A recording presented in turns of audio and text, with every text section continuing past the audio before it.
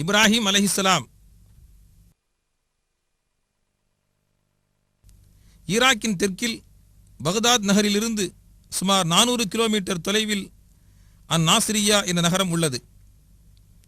அங்கிருந்து 15 கிலோமீட்டர் தொலைவில் பாபிலோனியாவில் உள்ள ஊர் என்று அழைக்கப்படுகிற நாடுதான் இப்ராஹிம் நபியின் நாடாகும். அந்த நாசிரியா நகரம் யூப்ரட்டிஸ் ஆற்றங்கரையில் அமைந்துள்ளது.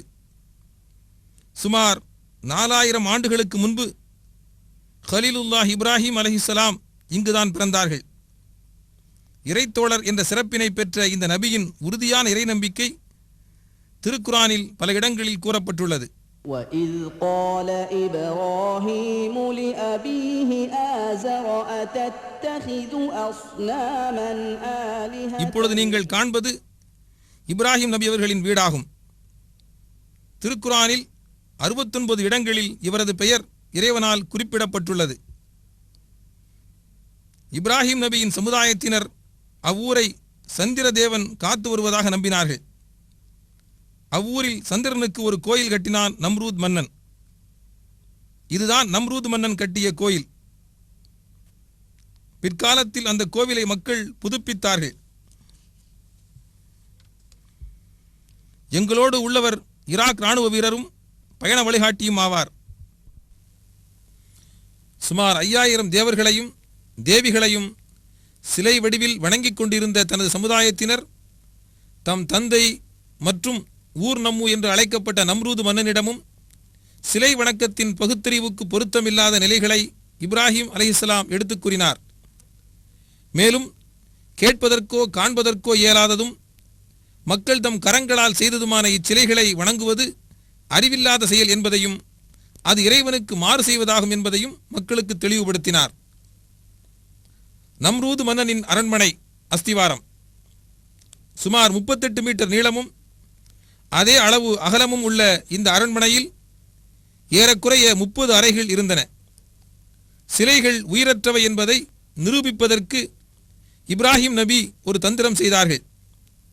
சிறிய சிலைகள் பலவற்றை கோடாரியால் உடைத்து பெரிய சிலையின் கழுத்தில் கோடாரியை தொங்கவிட்டார். இச்செயலால் கோபமுற்ற அவரது சமுதாயத்தினர் அவரை நெருப்பில் தள்ளி கொலை செய்ய முடிவெடுத்தனர். பிரபஞ்ச நாதனான அல்லாஹ்வை மட்டும்தான் வணங்க வேண்டும் என்ற உண்மையை வெளிப்படையாக அறிவித்த கண்ணியமிக்க அந்த இறைத்தூதர் சிறிதும் கருணையின்றி நெருப்பு குண்டத்தில் தூக்கி எறியப்பட்டார். ஆனால் எல்லாவற்றையும் எரிக்கும் ஆற்றல் உள்ள நெருப்பிற்கு அந்த ஆற்றல் இல்லாமல் போகும்படி அல்லாஹ் ஆணையிட்டான். சூரா அல் அன்பியா அத்தியாயம் 21 வசனம் 69. قُلْنَا يَا نَارُ كُونِي بَرْدًا وَسَلَامًا عَلَى إِبْرَاهِيمَ وَأَرَادُوا بِهِ كَيْدًا فَجَعَلْنَاهُمُ الْأَخْسَرِينَ. நெருப்பே, இப்ராஹிம் மீது நீர் குளிர்ச்சியாகவும் சுகம் அளிக்கக்கூடியதாகவும் ஆகிவிடு என்று நாம் கூறினோம். وَكَذَلِكَ نُرِي إِبْرَاهِيمَ مَلَكُوتَ السَّمَاوَاتِ وَالْأَرْضِ وَلِيَكُونَ مِنَ الْمُوقِنِينَ.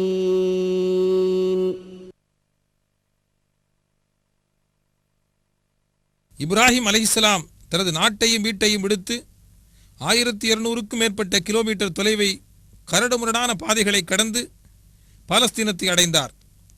இது அல் ஹலீல் என்ற ஹெப்ரான் பட்டணம்.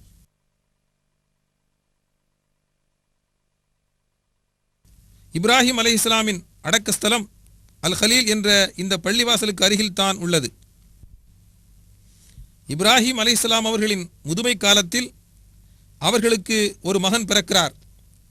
அந்த மகனையும் மனைவி ஹாஜராவையும் பாலஸ்தீனத்திலிருந்து 1500 கிலோமீட்டர் தூரத்தில் உள்ள அரேபியாவில் மக்கள் நடமாட்டமே இல்லாத மக்காவில் விட்டுவிட்டு திரும்பி வருமாறு அல்லாஹ் அவருக்கு கட்டளையிட்டான்.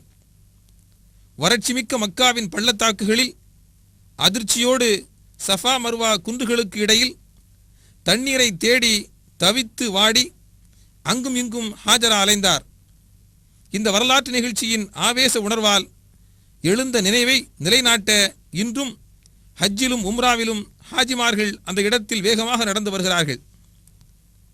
வறட்சி மிக்க மனித நடமாட்டம் இல்லாத மக்காவில் தனியாக விட்டுச் சென்ற கைக்குழந்தை தாகத்தை தாங்க முடியாமல் கால்களை உதைத்து அழுதபோது அவ்விடத்தில் ஜம்சம் என்ற நீர் ஊற்று பீரிட்டு கிளம்பியது.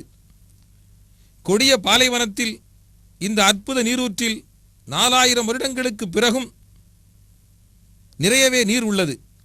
லட்சோப லட்சம் மக்கள் பயன்படுத்தியும் வற்றாத இந்த அற்புத நீரூற்று கருணை மிகுந்த இறைவன் மக்காவாசிகளுக்கும் இறை விருந்தினர்களாக வரும் ஹாஜிகளுக்கும் ஏற்படுத்திய ஒரு பெரும் அருட்கொடையாகும்.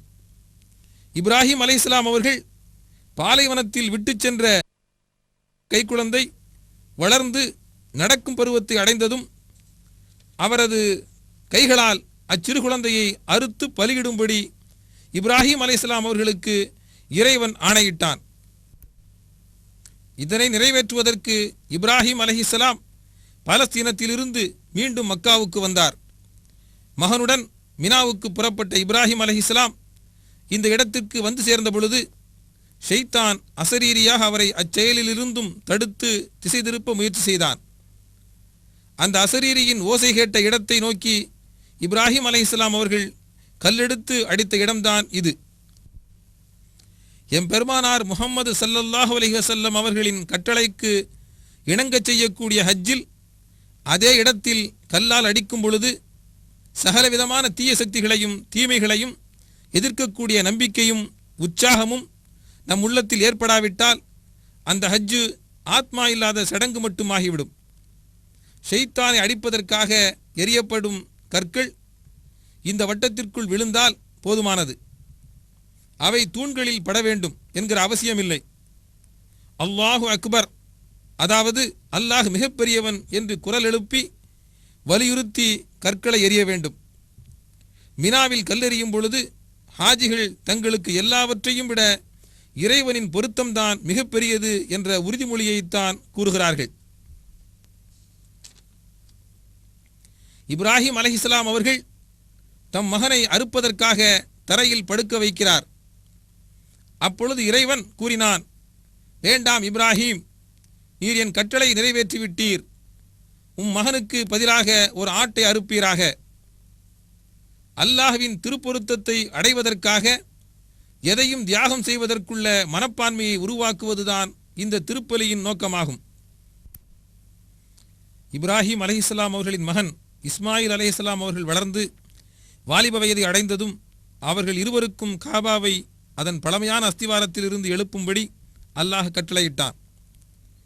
உலக முஸ்லிம்களின் ஆன்மீக மையமாய் திகழும் இந்த இறை இல்லத்தை வலம் வருவது ஹஜ்ஜிலும் உம்ராவிலும் கடமையான செயலாகும். அலாஸ்கா முதல் ஃபிஜி தீவுகள் வரை விரிந்து பறந்து வியாபித்த விசாலமான இவ்வுலகத்தின் சுமார் 200 நாடுகளிலிருந்து பல லட்சக்கணக்கான மக்கள் ஹஜ்ஜை நிறைவேற்றுவதற்கு இந்த புனிதமான இறை இல்லத்தை நோக்கி வருகிறார்கள். மொழி, தேசம், நிறம், ஜாதி என்னும் வேறுபாடுகள் இல்லாமல் மஸ்ஜிதுல் ஹராம் என்ற இந்த இறை இல்லத்தில் தோளோடு தோள் சேர நின்று தொழக்கூடிய ஹாஜிகளைத்தான் நாம் பார்க்கிறோம்.